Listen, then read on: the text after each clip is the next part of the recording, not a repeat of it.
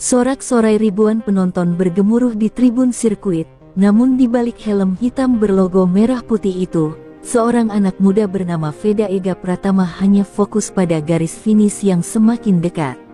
Keringat bercucuran, tangan mungilnya yang dulu hanya memegang stang motor bebek kini menggenggam gas motor balap berteknologi tinggi. Saat bendera kotak-kotak dikibarkan, Veda melesat melewati lawannya, dan nama Indonesia kembali bergema di kancah dunia. Sejak kecil, Veda tak pernah dianggap sebagai anak ajaib yang lahir dari kemewahan.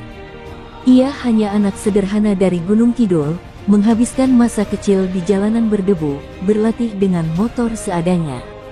Namun disitulah jiwa juaranya ditempa, jatuh, luka, bangkit, dan kembali memacu motor tanpa kenal lelah. Semua kerja keras itu kini meledak di hadapan dunia. Siapa sebenarnya bocah ini? Tanya komentator asing dengan nada terkejut. Dia tidak hanya cepat, tapi berani, cerdas, dan punya mental baja. Publik dunia mulai mencari tahu siapa Veda, dan kisah masa kecilnya yang penuh keterbatasan justru membuat namanya semakin istimewa.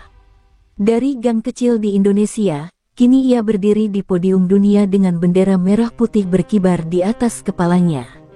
Namun, bagi Veda, kemenangan itu bukan hanya soal piala.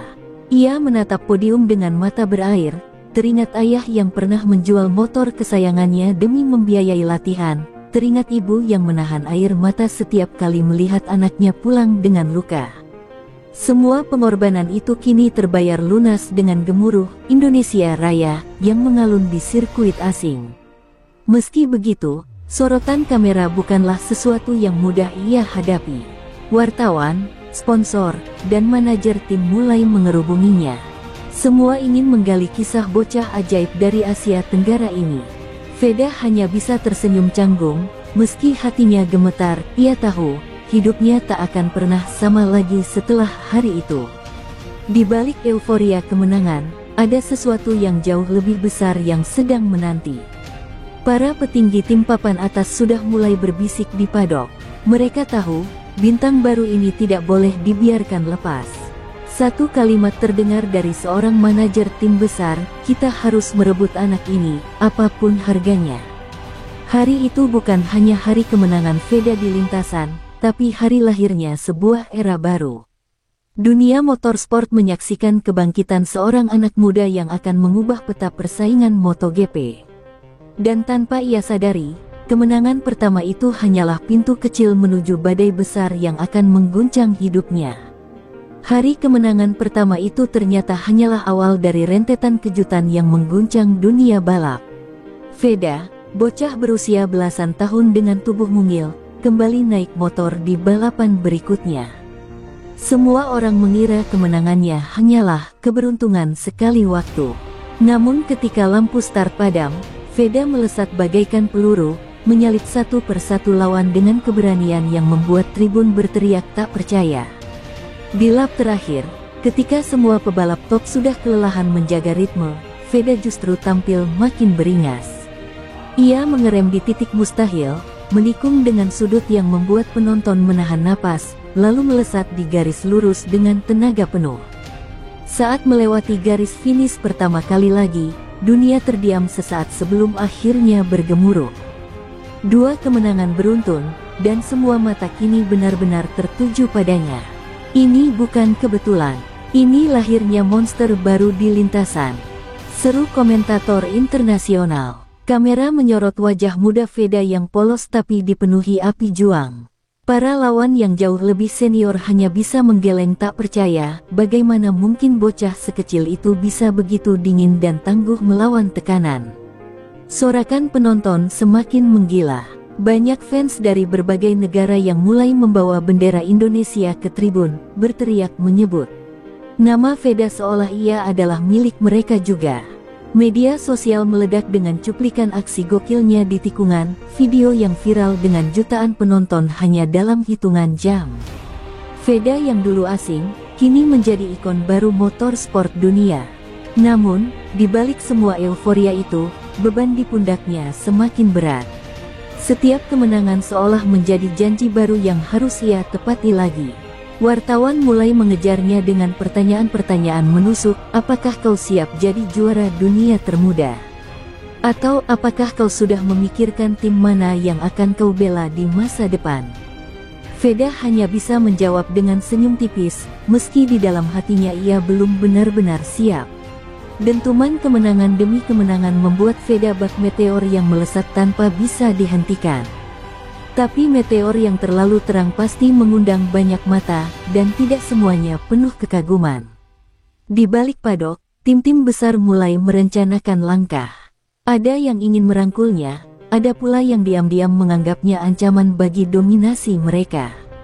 Bagi Veda, setiap balapan hanyalah tentang mimpi kecilnya, memacu motor secepat mungkin, membanggakan bendera merah putih. Tapi ia belum tahu, setiap kali ia menginjak podium, ia sedang menyalakan api perang besar di balik layar. Perang yang akan mempertemukan uang, kekuasaan, dan ambisi, semua demi merebut seorang bocah yang kini dipanggil dunia, The Rising Star from Indonesia. Kemenangan demi kemenangan Veda mulai menimbulkan getaran halus di balik panggung dunia balap. Padok yang biasanya penuh obrolan teknis kini berubah jadi ruang penuh bisikan rahasia. Para bos tim besar saling melirik, agen-agen sibuk dengan telepon, dan manajer tim mulai menutup-nutupi percakapan mereka dari kamera. Nama Veda Ega Pratama kini bukan sekadar sorotan media, tapi bahan rebutan yang bisa menentukan masa depan MotoGP. Anak ini bisa jadi aset terbesar dalam 10 tahun ke depan, bisik seorang petinggi tim dengan nada serius. Kalau kita dapatkan dia sekarang, kita bisa membangun dinasti baru. Kata-kata itu membuat atmosfer padok semakin panas. Belum pernah sebelumnya seorang remaja dari Asia Tenggara membuat tim-tim raksasa dunia sampai gelisah seperti ini. Di garasi KTM, tim tempat Veda bernaung, suasana tak kalah tegang. Mereka tahu kemenangan Veda adalah pedang bermata dua. Di satu sisi, mereka bangga memiliki bintang muda yang mengharumkan nama tim. Namun di sisi lain, mereka sadar betul, semakin terang cahaya Veda, semakin banyak tangan yang akan mencoba meraihnya. Kita harus menjaganya, dengan segala cara, ucap seorang teknisi senior dengan wajah khawatir. Sementara itu, media mulai mengendus ada sesuatu yang tidak biasa. Wartawan menulis artikel dengan judul sensasional, tim-tim besar mengincar Veda, apakah KTM bisa menjaga berlian mereka? Publik pun terpecah, ada yang berharap Veda tetap setia dengan tim yang membesarkan namanya, ada juga yang menginginkan ia segera pindah ke tim raksasa agar bisa lebih cepat naik kelas. Veda sendiri hanya bisa menggeleng bingung setiap kali pertanyaan itu dilemparkan padanya. Aku hanya ingin balapan, itu saja, ucapnya polos saat diwawancara. Tapi kata-katanya tak mampu meredam gelombang gosip yang terus membesar. Bahkan, beberapa sponsor mulai terang-terangan menyatakan dukungan jika Veda mau pindah ke tim lain. Di malam hari, setelah balapan, Veda duduk sendirian di pojok padok, menatap motor yang masih hangat setelah race. Di luar sana, dunia sedang memperdebatkan masa depannya, sementara ia hanya ingin memikirkan bagaimana cara lebih cepat di tikungan berikutnya. Namun entah kenapa, firasatnya berbisik bahwa sesuatu yang besar sedang mendekat, sesuatu yang jauh lebih rumit daripada sekadar memutar gas. Hari itu, padok tidak lagi sekadar tempat parkir motor balap. Ia telah berubah menjadi medan perang senyap, tempat strategi, uang, dan ambisi mulai dipertaruhkan. Dan tanpa disadari Veda, dirinya adalah trofi utama yang diperebutkan semua pihak. Pagi itu, suasana padok terasa lebih tegang dari biasanya. Veda baru saja menyelesaikan sesi latihan ketika manajernya dipanggil secara diam-diam oleh seorang pria berjas rapi, dengan logo Honda Racing Corporation, HRC, tersemat di dada. Tak ada basa-basi panjang, pria itu langsung membuka map hitam di atas meja, memperlihatkan selembar draft kontrak yang nilainya membuat semua orang terdiam. Angka-angka di sana begitu besar, bahkan terlalu besar untuk ukuran seorang pebalap belia. Honda menawarkan sesuatu yang tak pernah terjadi sebelumnya, kontrak jangka panjang dengan gaji tahunan setara pebalap kelas dunia, fasilitas pelatihan super modern di Jepang, serta janji kursi MotoGP dalam 2 tahun ke depan. Semua itu dikemas dalam satu kalimat yang menggema di kepala Veda, "Kami ingin menjadikanmu ikon masa depan Honda." Veda hanya bisa memandang lembaran itu dengan mata membesar. Hatinya bergejolak. Di satu sisi ia tak percaya sebuah pabrikan raksasa sekelas Honda datang menunduk padanya, tapi di sisi lain ia merasa belum pantas menerima beban sebesar itu. "Kenapa aku?" gumamnya lirih, seakan lupa bahwa 2 kemenangan beruntunnya telah mengubah segalanya. Ayah Veda yang mendampingi pun tampak kebingungan. Ingatannya melayang ke masa-masa sulit ketika ia harus meminjam uang demi membeli ban bekas untuk anaknya. Kini, di hadapannya, ada angka yang bahkan sulit dibayangkan sebelumnya. Namun wajah sang ibu yang ikut hadir terlihat berbeda, di matanya terpancar kecemasan. Ia tahu, tawaran besar seperti ini selalu datang bersama risiko yang lebih besar pula. Di luar ruangan, gosip mulai beredar cepat. Beberapa media asing bahkan sudah membocorkan kabar bahwa Honda siap mengamankan Veda dari KTM. Headline bermunculan, "Honda siap lempar uang demi wonderkid Indonesia." Dunia pun makin heboh, dan nama Veda kembali memenuhi halaman utama berita olahraga internasional. Sementara itu, Veda hanya duduk diam, menatap kontrak di tangannya. Suasana hening seakan menelan seluruh suara di ruangan itu. Ia teringat pesan sederhana ayahnya dulu, "Balapanlah dengan hati, bukan dengan uang." Namun kini, ketika angka miliaran rupiah nyata-nyata terhampar di depan mata, hatinya mulai goyah. Apakah ini kesempatan emas yang harus ia ambil, atau justru jebakan manis yang bisa menghancurkan kariernya? Hari itu, untuk pertama kalinya, Veda menyadari bahwa balapan di lintasan hanyalah separuh dari pertempuran. Separuh lainnya adalah politik, uang, dan kekuasaan yang bergerak di balik layar. Dan tawaran pertama dari Honda itu hanyalah pembuka dari badai besar yang akan segera mengguncang hidupnya. Belum habis gegap gempita kabar tawaran Honda, sebuah kejutan lain kembali datang.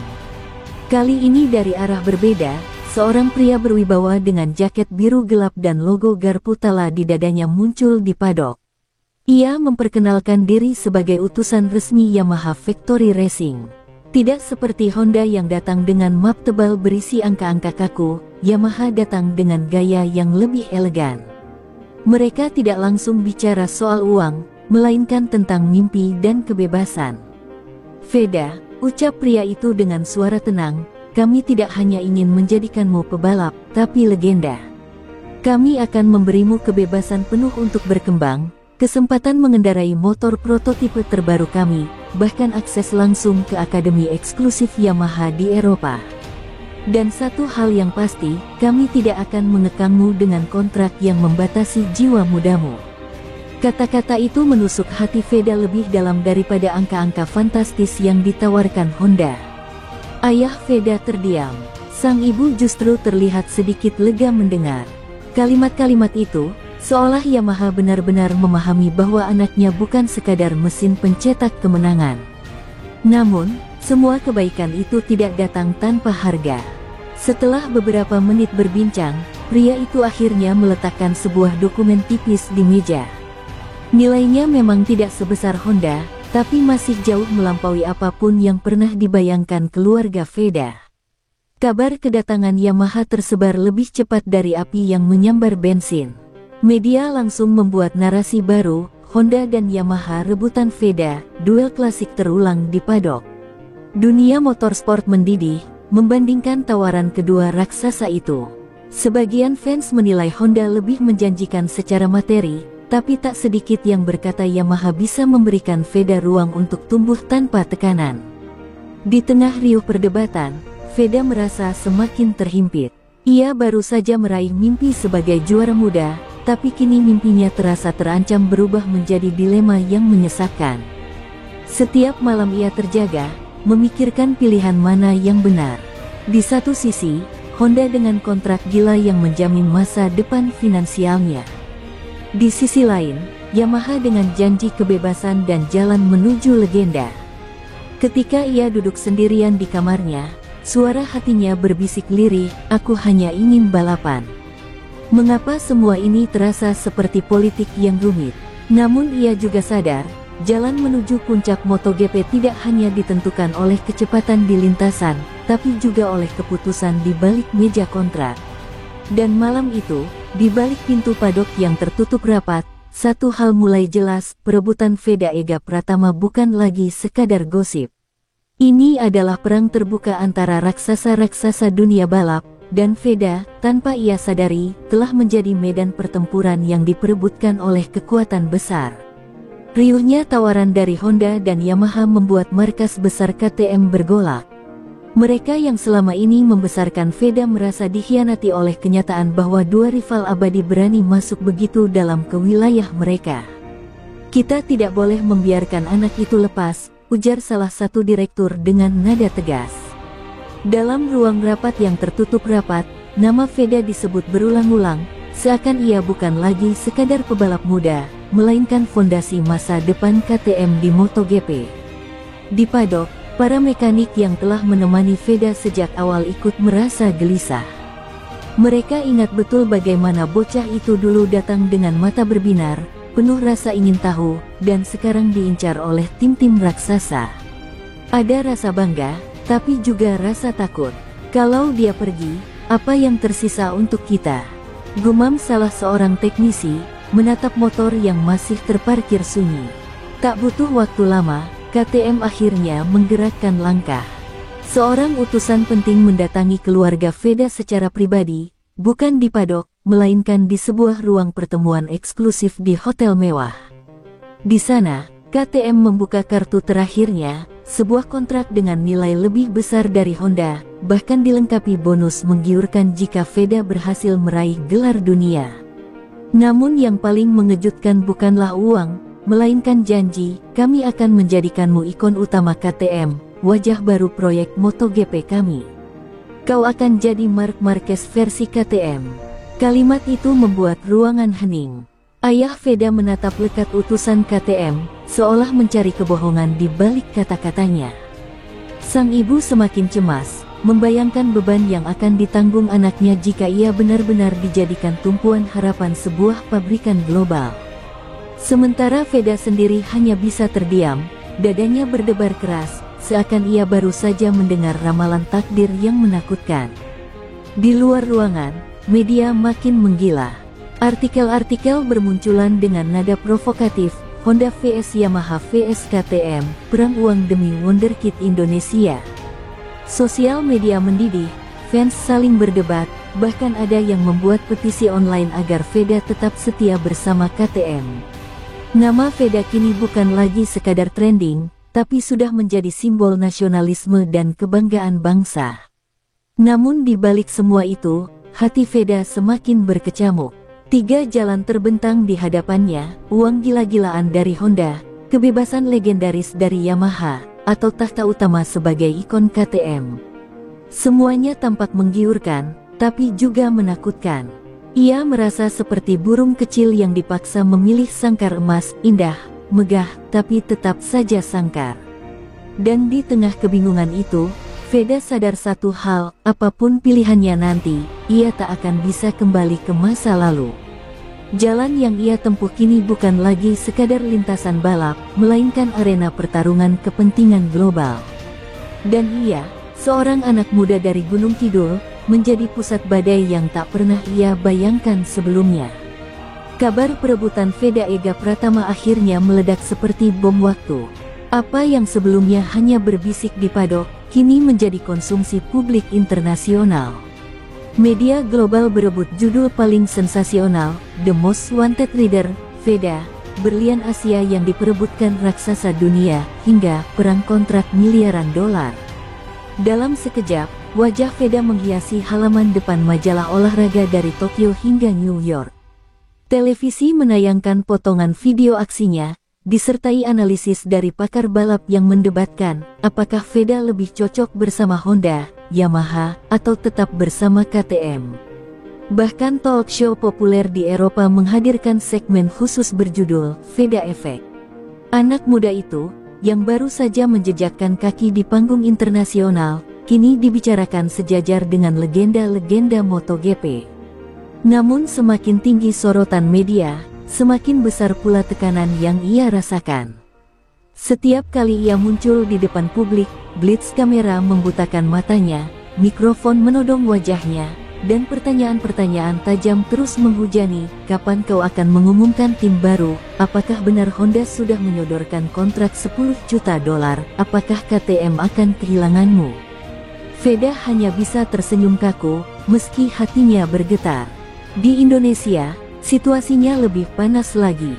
Tayangan berita memasang potret Veda dengan bendera merah putih berkibar di belakangnya, memujinya sebagai pahlawan baru. Namun di sisi lain, opini publik terbelah. Ada yang berteriak agar ia tetap setia pada KTM, ada pula yang mendorongnya menerima tawaran besar demi masa depan. Sosial media berubah jadi arena debat sengit, bahkan trending topik dunia dipenuhi tagar soal namanya. Keluarga Veda pun ikut terseret arus. Rumah sederhana mereka di Gunung Kidul mendadak dikerubungi wartawan, tetangga ikut heboh, dan setiap kata yang keluar dari mulut orang tuanya langsung dijadikan headline. Sang ibu menangis diam-diam, merasa anaknya sudah bukan miliknya lagi, melainkan milik dunia. Sang ayah, meski berusaha tegar, mulai kewalahan menghadapi tekanan publik yang tak pernah mereka bayangkan sebelumnya. Sementara itu, di balik layar, tim-tim besar sengaja membocorkan informasi tertentu ke media untuk memanaskan suasana. Honda mengklaim mereka hampir mencapai kesepakatan. Yamaha membantah dan mengatakan Veda lebih condong pada mereka. KTM dengan tegas menyatakan tidak akan melepasnya. Semua itu membuat nama Veda semakin meledak, tapi juga menyeretnya semakin dalam kepusaran kontroversi. Di malam yang sunyi, Veda menatap layar ponselnya yang penuh dengan notifikasi berita tentang dirinya.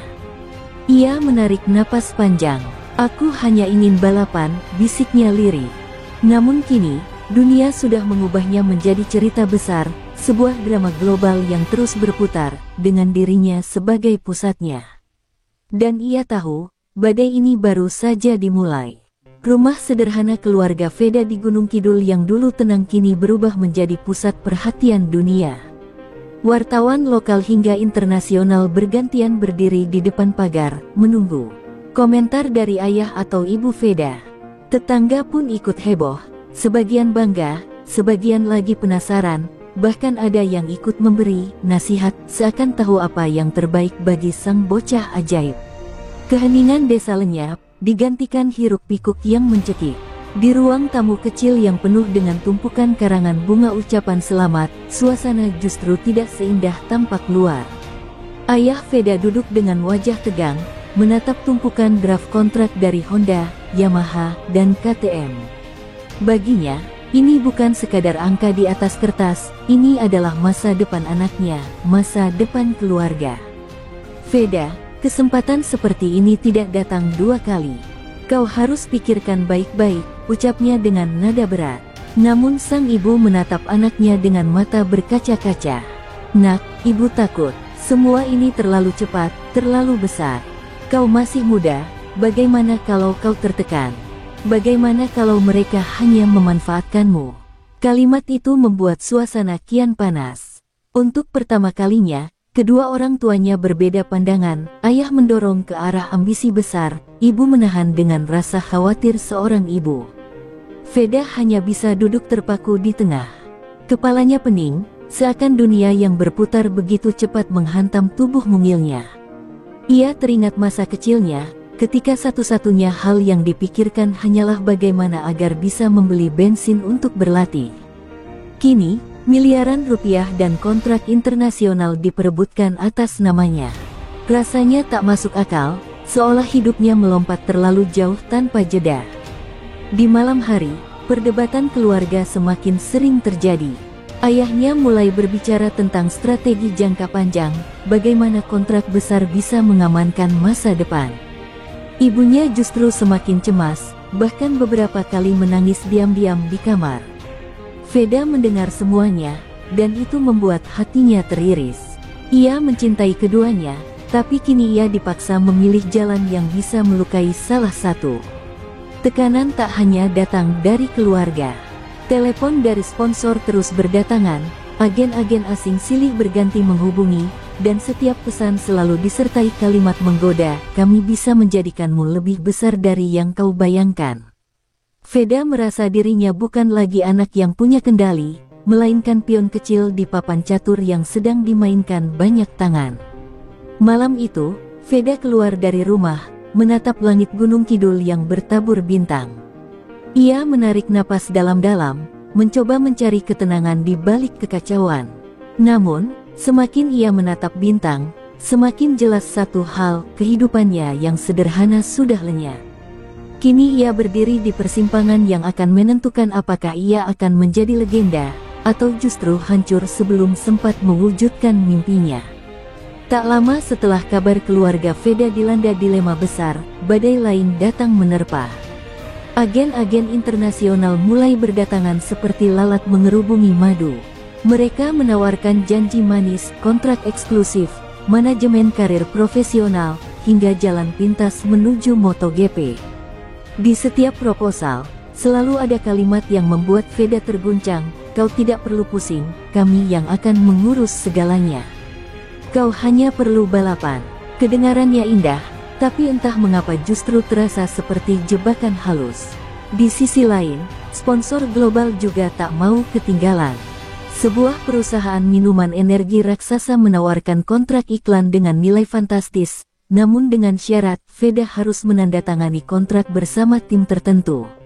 Tawaran itu datang disertai bayangan iklan billboard raksasa di Times Square, wajahnya terpampang dengan motor berwarna tertentu. Dunia benar-benar ingin menjadikan dirinya komoditas. Ayah Veda mulai goyah melihat angka-angka yang ditawarkan. "Nak, dengan ini, kau bisa memastikan masa depan kita semua. Kau bisa jadi lebih dari sekadar pebalap, kau bisa jadi brand dunia." Namun ibunya justru semakin takut. "Semua orang ingin menguasai anakku, bukankah itu artinya mereka tidak peduli pada Veda sebagai manusia, hanya sebagai mesin uang?" Suasana keluarga semakin panas, setiap keputusan terasa bagai pisau bermata dua. Veda sendiri semakin merasa terkepung. Ia mencoba menolak beberapa tawaran, namun setiap penolakannya justru dibalas dengan gosip miring di media.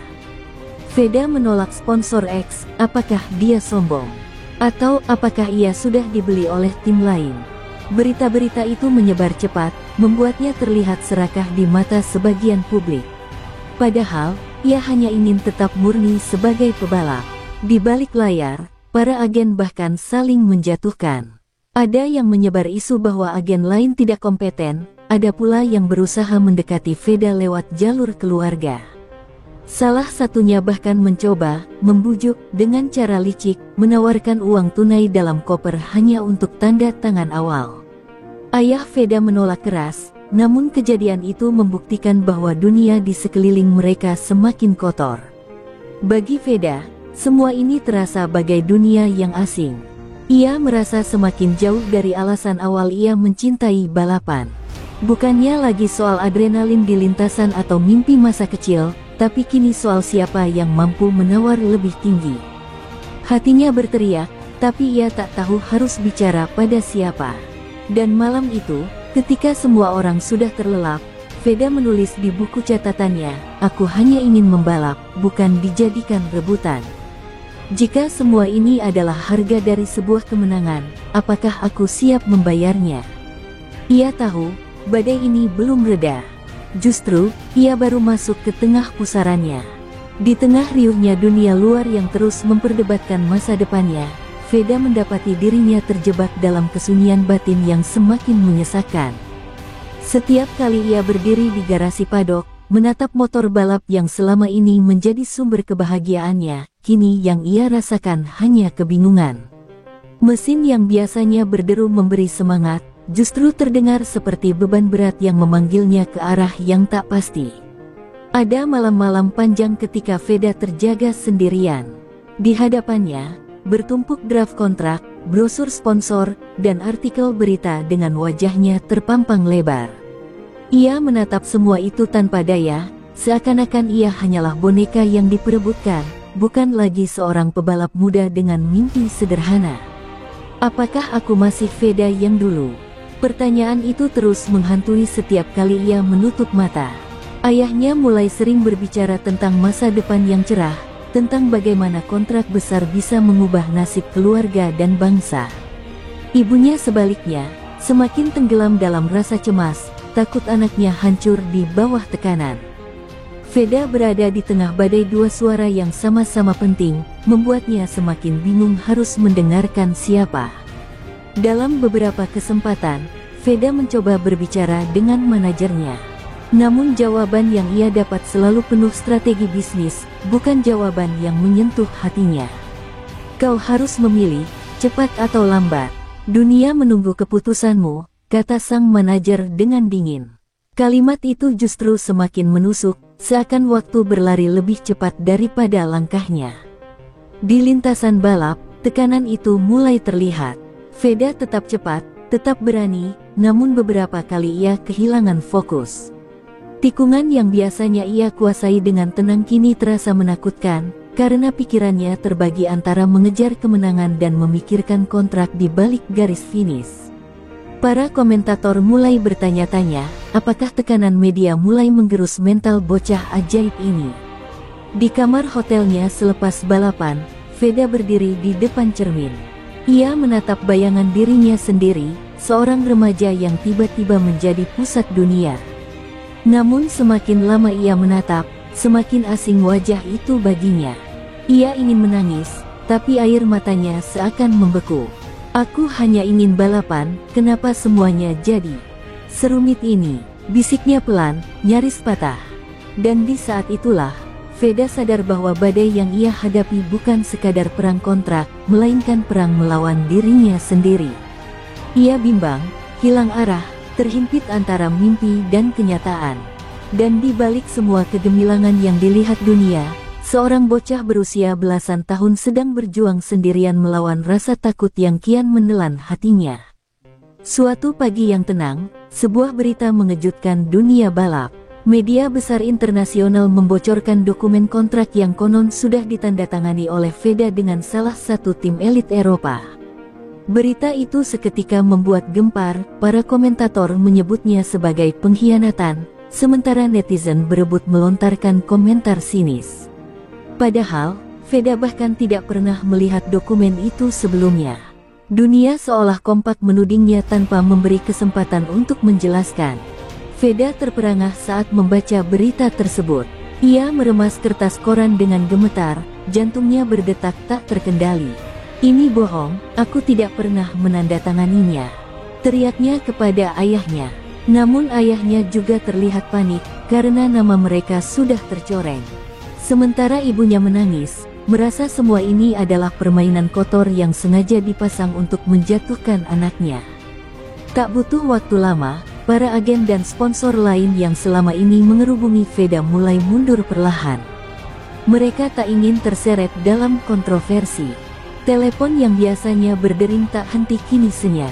Beberapa tim bahkan terang-terangan mengatakan bahwa mereka kecewa dengan sikap Veda yang dianggap serakah. Hanya dalam hitungan jam, citra bocah ajaib berubah menjadi bocah tamak. Di media sosial, badai kebencian semakin menggila.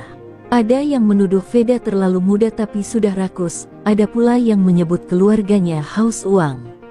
Foto-foto dirinya saat tersenyum di podium kini dipenuhi komentar pedas. Veda yang biasanya tegar, kini tak mampu lagi membaca satu pun komentar. Ia menutup ponselnya, lalu melemparkannya ke atas kasur, terisak tanpa suara. Di balik semua ini, ada pihak yang justru tersenyum puas. Sebuah tim besar, yang merasa dilecehkan karena pernah ditolak secara halus oleh Veda, ternyata dalang di balik kebocoran kontrak palsu tersebut. Mereka sengaja menyebarkannya untuk menjatuhkan nilai tawar Veda di mata publik dan memaksa bocah itu tunduk pada permainan mereka. Kalau dia ingin kembali bersih, biarkan dia datang pada kita, ucap salah satu petinggi tim itu dengan dingin. Ayah Veda merasa bersalah, karena sebelumnya ia begitu sibuk mengejar angka-angka kontrak tanpa menyadari jebakan yang mengintai. Ia memeluk putranya yang tampak hancur, berusaha menenangkan meski hatinya sendiri tercerai-berai. "Nak, kita akan buktikan kebenarannya. Dunia boleh menuduh, tapi kau tahu siapa dirimu." Kata-kata itu hangat, namun terasa rapuh di tengah badai yang semakin ganas. Dan di malam yang penuh air mata itu, Veda menatap keluar jendela, melihat kota yang berkilau dengan lampu-lampu neon. Ironis, pikirnya, dunia luar begitu terang, tapi hatinya kini gelap gulita. Ia tahu, jika tidak segera bangkit, namanya akan tenggelam selamanya dalam arus fitnah. Namun bagaimana caranya, ketika semua jalan seolah tertutup? Malam itu, setelah berhari-hari terpuruk, Veda akhirnya duduk tegak di meja kerjanya. Wajahnya pucat, matanya sembab karena kurang tidur, namun ada api kecil yang mulai menyala di dalam dirinya. Ia menatap ayah dan ibunya yang sama-sama hancur, lalu berkata dengan suara serak namun tegas, "Kalau mereka ingin menjatuhkan aku dengan fitnah, aku tidak bisa hanya diam. Aku harus melawan." Kalimat itu menjadi titik balik, meski terasa begitu berat bagi seorang remaja seusianya. Langkah pertama yang ia ambil adalah menghubungi seorang pengacara independen yang pernah menolong pebalap lain dari jeratan kontrak kotor. Dengan suara bergetar, Veda menceritakan kronologi kejadian, dari awal hingga munculnya kontrak palsu di media. Sang pengacara mendengarkan dengan serius, lalu berkata pelan, "Kalau benar kontrak ini palsu, kita bisa buktikan. Tapi bersiaplah, karena lawanmu bukan orang sembarangan." Kata-kata itu membuat Veda sadar, perjuangannya baru saja dimulai. Sementara itu, di luar sana, rumor semakin liar. Beberapa media bahkan mengabarkan bahwa Veda akan segera dilarang tampil di ajang tertentu karena dianggap melanggar etika. Mendengar itu, ibunya hampir pingsan, merasa masa depan anaknya telah tamat.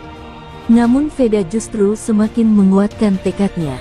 Ia tahu, satu-satunya cara untuk membersihkan nama baiknya adalah menghadapi badai, bukan bersembunyi darinya. Hari demi hari, Veda dan tim kecilnya bekerja mengumpulkan bukti. Mereka menelusuri jejak digital, memeriksa tanda tangan, hingga menemukan kejanggalan di dokumen yang tersebar. Tanda tangan yang dicatut ternyata adalah hasil manipulasi digital. Bahkan tanggal kontrak itu dibuat sebelum Veda bertemu dengan tim yang disebutkan dalam dokumen. Bukti demi bukti terkumpul, menjadi secercah cahaya di tengah kegelapan. Namun musuhnya tidak tinggal diam. Tim besar yang menjadi dalang semakin gencar menekan opini publik. Mereka menyebarkan kabar bahwa keluarga Veda hanya ingin mencari simpati, bahkan menyuap media untuk membersihkan nama. Fitnah itu membuat Veda semakin muak, tapi justru disitulah ia menemukan energi baru, kemarahan yang berubah menjadi keberanian. Dalam sebuah wawancara eksklusif yang akhirnya ia setujui, Veda menatap kamera dengan mata berkilat, menahan gejolak di dadanya. "Aku tidak pernah menandatangani kontrak itu. Aku bukan pengkhianat, aku hanya ingin balapan dengan jujur. Kalau dunia tidak percaya padaku, biarlah. Tapi aku akan buktikan kebenarannya di lintasan." Suaranya bergetar, namun penuh ketulusan. Wawancara itu menjadi viral, membuat banyak orang mulai meragukan tuduhan yang menimpanya. Dan malam itu, setelah lama dihantui ketakutan, Veda tersenyum kecil untuk pertama kalinya. Bukan karena masalahnya selesai, melainkan karena ia akhirnya berani berdiri melawan arus. Di dalam dirinya, ia tahu perang ini belum berakhir. Pertarungan nama baik baru saja dimulai, dan taruhan terbesarnya adalah mimpi yang selama ini ia perjuangkan. Hari itu, suasana padok terasa berbeda. Para jurnalis mengerubungi area masuk, kamera dan mikrofon diarahkan hanya pada satu sosok, Veda Ega Pratama. Bocah yang dulu dielu-elukan kini menjadi pusat kontroversi. Setiap langkahnya diikuti tatapan curiga, bisikan sinis, dan sorotan yang menusuk. Tapi Veda berjalan tegak, meski di dalam dadanya, jantung berdetak seperti genderang perang. Ia tahu, Satu kesalahan kecil saja bisa menjadi bahan bakar bagi mereka yang ingin menjatuhkannya. Begitu memasuki garasi, mekaniknya menepuk bahu dengan hangat. Kau tidak sendirian, Dek. Kita balapan seperti biasa, biar lintasan yang bicara. Kata-kata sederhana itu menyalakan semangat Veda. Ia menatap motornya, mesin yang selama ini menjadi sahabat setia, lalu berbisik dalam hati, hari ini, aku harus buktikan siapa aku sebenarnya.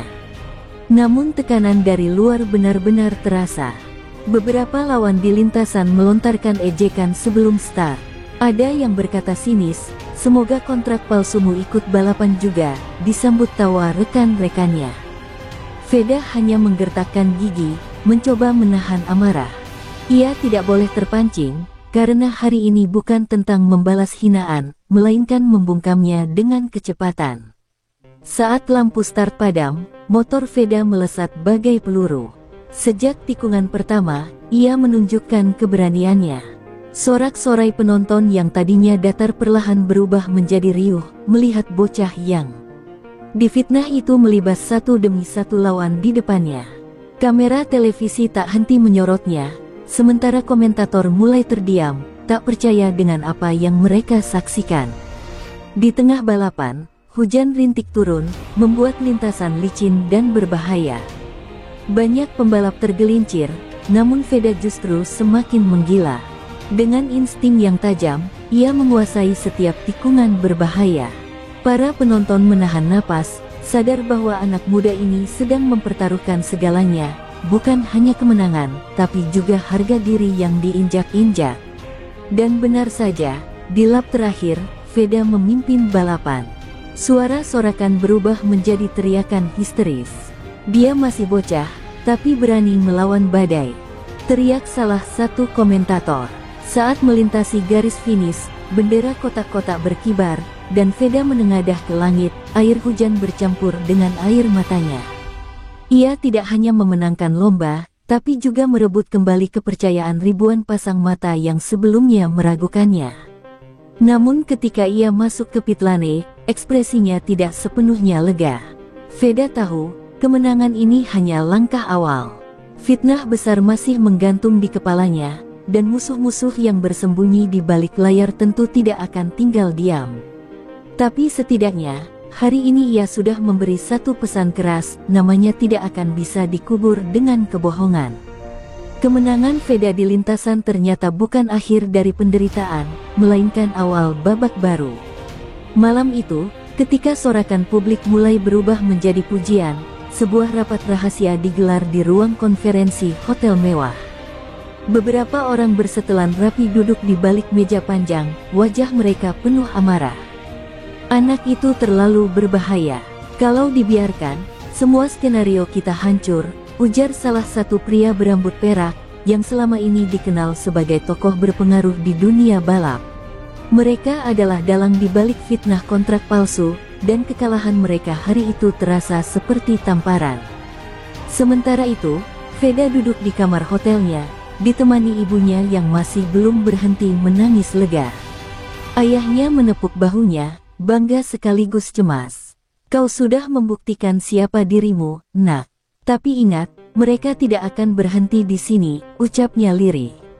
Veda menunduk, menyadari bahwa kemenangan di lintasan tidak serta-merta menghapus noda fitnah di mata dunia. Ada musuh yang lebih licik, yang tidak akan menyerangnya dengan motor, melainkan dengan politik dan kekuasaan. Keesokan paginya, berita mengejutkan kembali menghantam. Media besar yang diduga dikuasai kelompok tertentu menulis headline, kemenangan Veda diduga hasil konspirasi.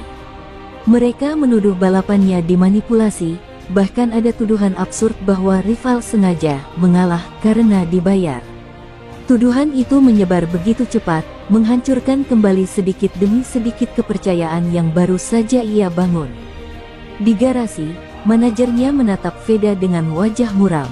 Mereka bermain lebih kotor dari yang kita kira. Ini bukan lagi soal balapan, ini soal siapa yang berkuasa. Kata-kata itu menusuk hati Veda.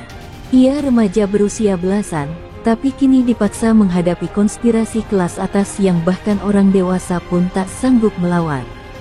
Namun di matanya, api tidak padam. Ia sadar, inilah harga yang harus dibayar untuk mimpi besar.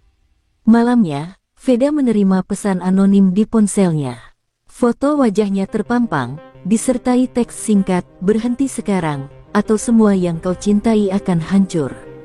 Tangannya bergetar hebat, keringat dingin mengalir di pelipisnya.